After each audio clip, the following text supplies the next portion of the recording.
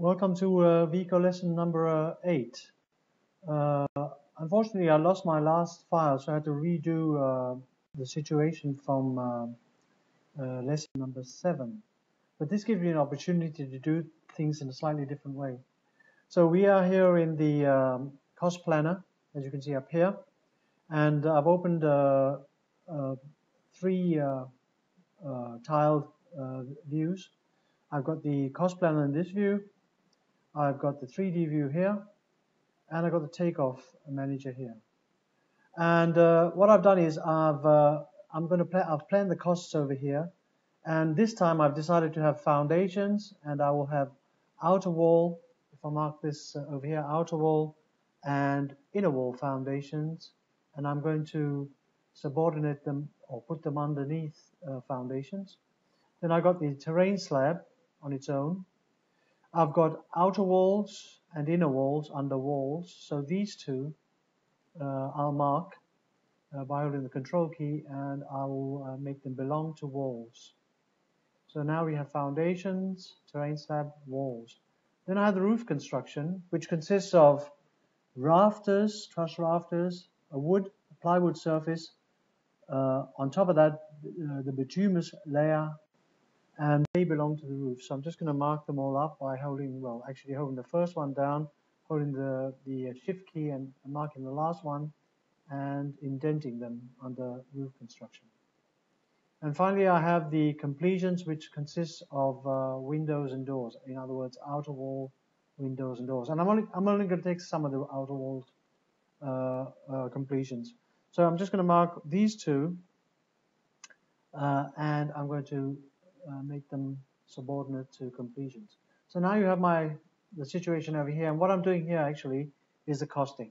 So I had to get the quantities from here and bring them into here, like I did in lesson 7. Bearing in mind that this is slightly different from the first lesson.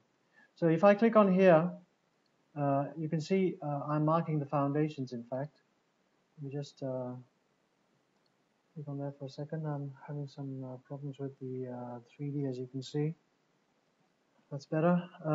If I isolate this, you can see that we're talking about these foundations now. If I now open these over here and bring in these foundations as a length, bearing in mind that I should look at my my price book to see how the foundations are measured. They could be measured in cubic meters, but for this purpose, I'm just going to take them in length. So we're looking at the length here, and I'm going to draw that length in and drop it at the outer wall foundations over here, like that. And you have the quantity over here now in meters, as you can see.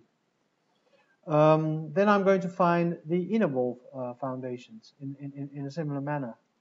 And if I click on here, this one over here, that is the brick wall, so that's not the foundations. But I think if I click on here and isolate this, then I will be able to see that these are the foundations. And here again, I am going to take the length as a measurement. I'm presuming, of course, that my price book measures it in length. So I'm going to drop this at the inner wall.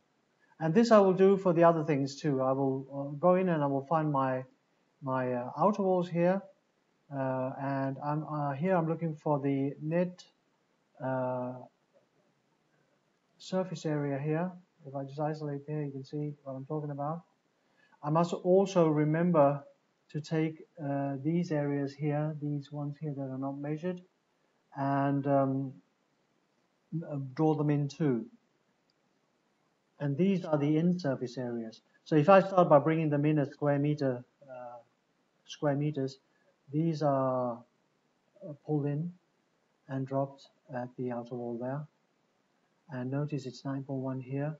And then I'm looking for the side surface area, which is 64. When I draw them in, you will notice and drop them in the same place. That 64.3 now becomes 73.4 because it adds it onto the end surface area. And I similarly find the inner walls, and in this case this is the brick inner walls here. I can isolate them if I want to, like this. and I am looking for the square meterage here too. So I'm basically looking for this square meterage here.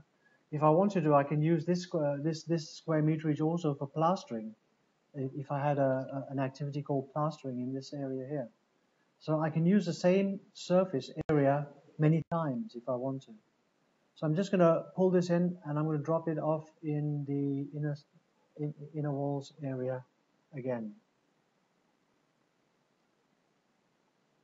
Next, I'm going to find my my roof surface here, my plywood. So I have to find that. Sometimes the easiest way is to use the arrow key. Just move it downwards until you hit upon the surface, and this looks like the surface area in this case. And if I look at it, I'm looking at square meterage here, the top surface area here. If I can just isolate that first, you can see that's the top surface area I'm looking for. And now I'm going to drag it in, and I'm going to drop it there at plywood. And if I want the ridge, the top of the ridge, I would add that to the plywood area here. And in this case, that particular area is equivalent to actually the bitumen layer that's on top of it. So I can actually use this area here. So I'm just going to take the top surface area of that, and I'm going to pull that in, and I'm going to drop it here again, increasing this to that layer there. I can also use that for the bitumen layer, because there's a bitumen layer on here on the top, and I can use the very same one for the bitumen layer. So I can drag that in and drop it again here at the bitumen layer, and find again this area here, and find the square meterage there for the top layer of bitumen. So for example, that one there, if I isolate it, would be equivalent to the area of bitumen that's going to lay on top of the plywood. So I can pull that in and put it in on top of this other bitumen layer, increasing it further. Then I have the rafters to find, and the rafters are actually here, and there are 14 pieces of rafters, or 14 units of rafters. So I can pull those in and drop them at the rafters there. Similarly, I will find the windows and the doors. For the sake of time, I'm just going to take these 5 windows over here, and I'm going to bring them in, and I'm going to drop them there. I could also have planned the other windows, but I'm not going to bother because this is just a demonstration video. And then there is this one door, which I'm going to bring in, and I'm going to drop there. Now everything should be planned, or rather everything is ready to be calculated. So presuming that the consumption unit is 1 in all cases here, and I have no waste at all, which is rather ridiculous because in reality there would be waste. For example, if I said there was waste on the plywood surface, I could say there's 5% waste, and I would write 1.05, and you will see the increase in the quantity there when I click enter, because the quantity is now increased by about from here to this level here. The next thing, as we did in video number 7, was to price, to put in the unit prices, and we could do that in this column over here. So you can see what exactly we're talking about here. This is about foundation. So I'm just going to put some prices in again, because I would consult my VNS price book in this case to find out what is the cost of, for example, this basic concrete strip foundation, as you see here, it's highlighted there, and what is the cost of the foundation here for the outer wall and so on. I would consult my VNS price book, and I would put in a price. I'm just going to put some arbitrary prices in here. I'm just going to put 400 kroner per running meter there, and maybe 450 kroner per running meter there, and so on. So I'll fill this with prices, or rather unit prices. Now, assuming these prices are correct, which they're not in this case, but this is just an example, I could go in and I could mark each of these summary bars. As you can see, this is a summary bar for completions, one for roof, one for the walls and the terrain slab on its own, and so on. I could go in and I can mark them, and actually I haven't put the unit cost for the terrain slab here, so I'm just going to put in a price there of 300 Corona. That's right. I actually haven't got the terrain slab in as a quantity, so I have to pull that in first. So I've got the terrain slab here for the tile part of it, the tile terrain slab, or the ceramic tiles on the floor. And if I just open that up and I take the square meterage of that, the top surface area, for example, I can drag that in and drop it at terrain slab there. And just going to isolate the other part of the slab, which is this part here. Actually, that would be wrong to pull that one in. I think I'm going to delete that and take this one as a total, because this is for the whole slab as such. What I had before was the slab with the tiles and this part. So I'm just going to remove this. The easiest way to do that is to click up here and simply to backspace over it and click enter. That terrain slab is now gone. Square meter wise, then take the top surface area here and pull that in and drop it there, and now I have the correct amount of terrain slab there. And I also have a price for that particular terrain slab here in there. So I think I have everything now, and as I was saying before, if you look at these summary bars here, terrain slab is also a summary bar, this consists of one element, and this one here, these are all summary bars. If I want to find out, I mark the summary bar and I can find out the cost by going and activating the selected. And you can see the cost of that particular group of items is now rolled up to the top here. And I can do this, or the reason why I can roll them up individually like this and activating them is because then I can work on this until I'm satisfied. If I put an extra item in here, for example, if I add a row in here on the this area here, add row, in that case, I can put in whatever extra item I want to and continue the calculation.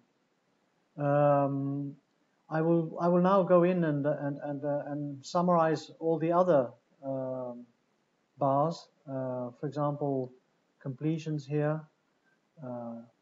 This is already active, as you can see. So if I want to deactivate it, I could deactivate it here, so that it'll go back to 0, as it were, in the summary bar. But some of the other ones here need to be activated, like for example that one there, and the terrain slab itself, or the foundations. And I can also, if I look up here, I can activate the total calculation by clicking on the summary bar there and activating the total sum. So you can see the total sum now in the calculation.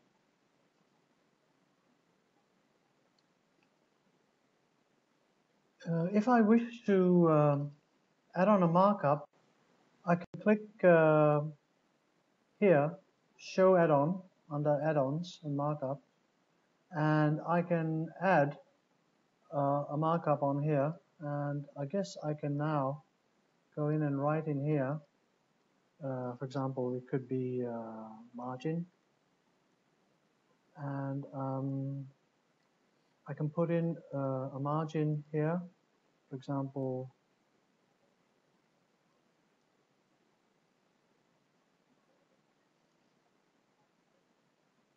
no, that's not correct. I'll put in margin here, and if I click activate here, this little markup value. Then I have the markup here, and I can add on a markup. For example, I'll call it margin, and put on a percentage here. Let's say 12%, and click save to that. And let me activate that. Save. Well, that's not working. I'm just going to get back to that later on. Let's go back to this scheduling. So that was the cost part of it. Now the next thing to do is to go in and look at the schedule planner and look at define locations. So we'll start to define our locations first. When we click on this define locations, we get this view here where we have the LBS, the location-based scheduling manager on this side here, and we have the 3D view over here. And if I zoom out, you can see this is the box, and this is the extensions, the elevation of this box.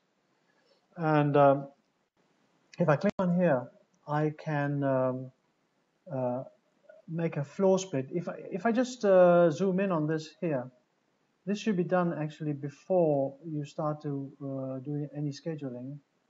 If I look at this one here and I rotate it upwards, you can see there's a level here for the foundation. There's a level here at this point here for the ground floor, and up here, if we look further, this would be the about the level for the roof to begin. So what I'm going to do is here, I'm going to click on here and go in and make floor split. And if I move well, before I move anything, if I click on here and click on there, I can see there are two unnamed areas that appear. And let me just zoom out here.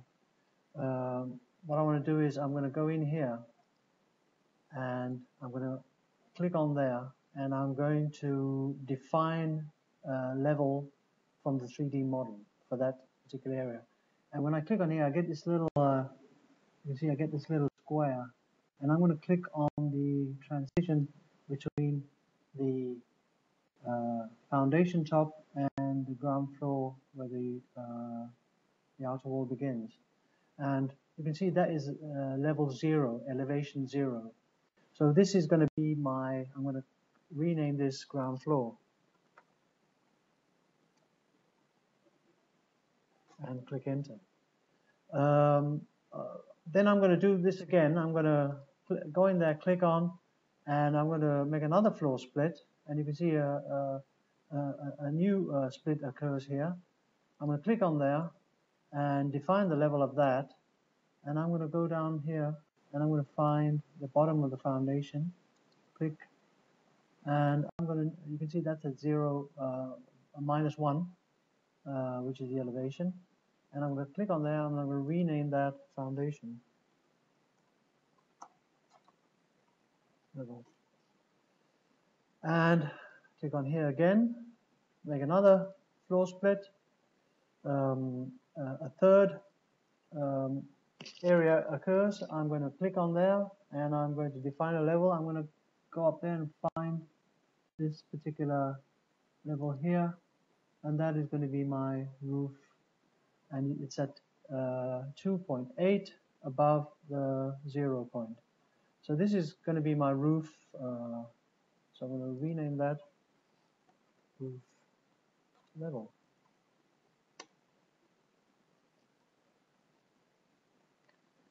In order to effectuate these, I need to go in now and I need to go into the model register again, and I need to reactivate my model so these can work. So I click on activate model, and you can see a reactivation happens. And if I go back into define locations and click on here, just zoom out a little here, maybe rotate it slightly so we can see a little bit more. And then I can click on here and I can try and isolate this. And you can see the roof is isolated, the ground floor is isolated, and hopefully also the foundations are isolated.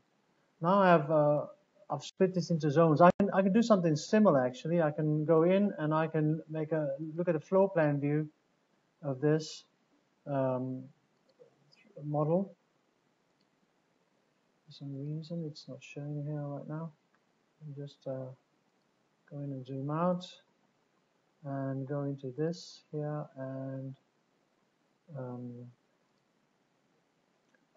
actually you have to go into a level first. So go into the ground floor level here and look at the floor plan view. I can actually split this into zones by using this add polyline, which will be the subject of a different video. I want to keep it simple, so now that I have activated the model, I can open my schedule, or rather, I need to go in and manage my tasks. So I'm going to go and click Manage Tasks, and you can see this is actually where we were in the video number 7, lesson number 7 video, and we can now plan the actual process of building on this sheet called the Task Manager, and we will bring in the quantities, and they would, as we bring them in, they would disappear from this side. So I'm going to start by writing out what I want to plan, and I will write them up here after in a column underneath each other. So now I've written up the things I want to do some foundations consisting of outer and inner walls. So I'm going to demote them under foundations there, and I'm going to do the same for walls and roof and windows. So like in the previous lesson number 7, I have to drag in these outer walls and inner wall foundations and drop them in the appropriate place. So this is the outer wall that goes over here, the outer wall foundation, and it disappears from this side, notice. And the inner wall foundation goes over there, and this disappears over here. The terrain slab is the next one, and you can see them here as I bring them in. The quantities are brought in here, and I'll do the same for the other things. I'll drag them in and drop them here. Just pull in the window here and drop them there, and now you will be able to see that everything here is now there as a quantity. And the next thing I have to do is to put in the number of minutes or number of hours, working hours per unit of activity. Nothing's left here, so no planning is left to be made. Everything is over here. If I should delete something over here, it will come back into this side here. For example, if I click on the outer walls here, and well, let's not do that now. But let me just put in the hours per unit of measurement. The hours per unit of measurement. And in this case here, for the inner wall foundations, I'm just going to put 1.2 hours per running meter, man hours. And I will do the same over here. These are not realistic figures I'm going to put in here. These are just figures to illustrate the system. You will have to find out the actual working hours by using the VNS price book, for example, or other performance data. Now I have put some fictive units of performance data for each unit of measurement over here. And now actually I'm ready to, having done the define locations, which I should do first here. I did that first, and it's a very good idea to do it first. Then I can go into Open Schedule now and click on Open Schedule. And the schedule planner now opens up.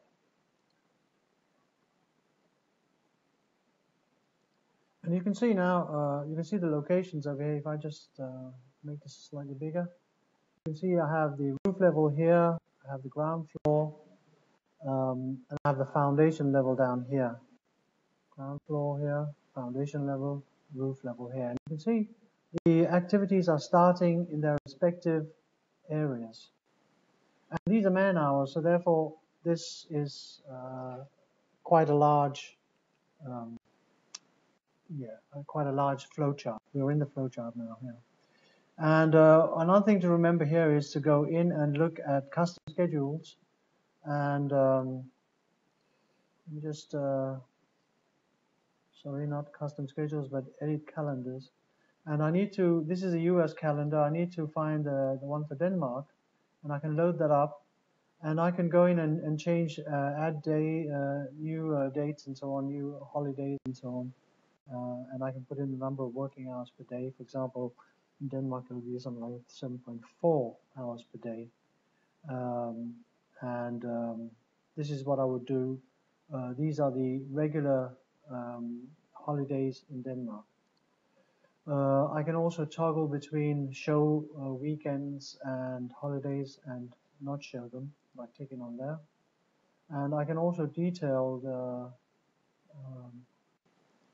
by clicking on there, I can see more detail for the roofing area here. As you can see, it's truss mounting, roofing layer, plywood cladding, and so on. And if I click on there again, or rather on the minus, it goes back to the overall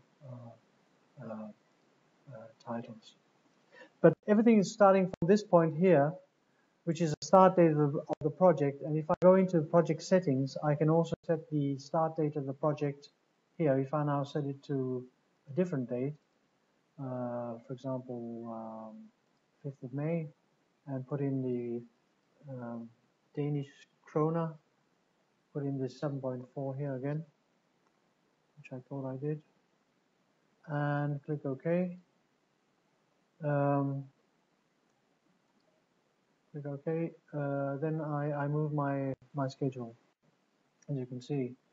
Everything's starting from this point of time, and the next thing to do would be to you could do it anyway. You can go in here, and you can begin to let's focus on this. You can begin to link activities by linking in this network view, or you can link in the Gantt view. And if you click in the Gantt view here, you can see the different activities by opening like this. And then you can start to do, for example, you can say, well, I want to do the outer wall foundations first, so I'll pick that first and I'll link it to that one, and click OK to that. And then when the foundations are finished, when the inner wall foundations are finished, I can do the slab. So I would link up with the terrain slab, and the terrain slab is right down here. So I'll click there, and you can see they are linked together. And in that way, in that fashion, I would link the different activities. If I look in the network panel, you can see they're linked here. And in order to get a nice arrangement, you can right-click here and recalculate. And you can see everything falls into place again, like that. Sometimes it's easier to see what you're linking, especially in the Gantt. If you click here and you edit text bars on for example, here on the top of this bar, you can edit, for example, name, and click OK, and the name will appear. So you easily can see what you're doing. And one can also obviously link in this area here. For example, if I click on this window here, which is on the ground floor, as you can see, and I say that when I double click on it, I get these dependencies here, and I can say the predecessor has to be, for example, the bitumen roof. So I can use that as a predecessor, and click there and click OK, and well, nothing has happened here, which is quite a mystery. I'm not going to ask why nothing has happened. If I click on dependencies again, and you can see the bitumen is the predecessor. If I use the precision level, I want to go down to precision level 1 and click OK. And you can see it moves now to the tubing being the predecessor. And if I click on this one here, and again go into dependencies and choose here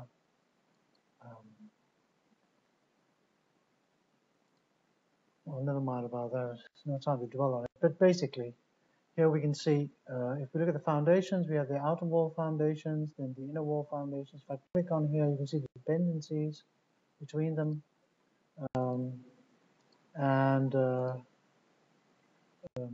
See dependencies there. So outer wall foundations, inner wall foundations, then the terrain slab, and then we go to the outer walls on the ground floor. And when the outer walls are finished, the inner walls can be initiated. And after the outer walls are erected, then of course the truss mounting of the trusses, and then the plywood. And again, all these are in what we call man hours. So what we need to do here is now to click on this and give this some form of resources. So for example, if I start at the beginning here with the outer walls here and click on resources, then I can name a resource. For example, it could be contractor A, and here I'm going to say it's concrete contractor. Click OK, and I have one concrete contractor. It takes 8.1 days. If I set 3 concrete workers on, it's one concrete contractor, but 3 concrete workers, and I click OK and next. The 8.1 days, notice that, and I go back again. It's now 2.7 days for that because of the 3 people. I can also put in a laborer, for example. I can write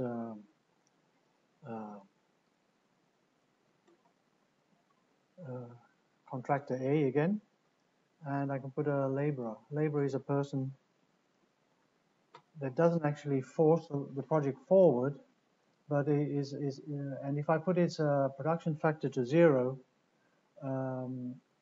and click OK and next, go back again, you can see it's the same number of days, but this guy, he's not producing anything, he's just supplying these guys with the materials and so on. So in that way, when we click OK, we get a shorter flow as you saw before. And we would do the same for the others. We would go in and put in resources in the same way. For example, if I choose a different contractor here, well, this one here obviously is the same type of contractor. It's now marked. So if I double click on him, or if I click like that, and go in and choose resources again, contractor A, and again, let's say 2, a quantity of 2 concrete workers, click OK and next, and you saw that it actually changed there. I could also put in the laborer again, and OK and next, and so on and so forth. You can do this, and this will shorten the schedule. So that ends this video.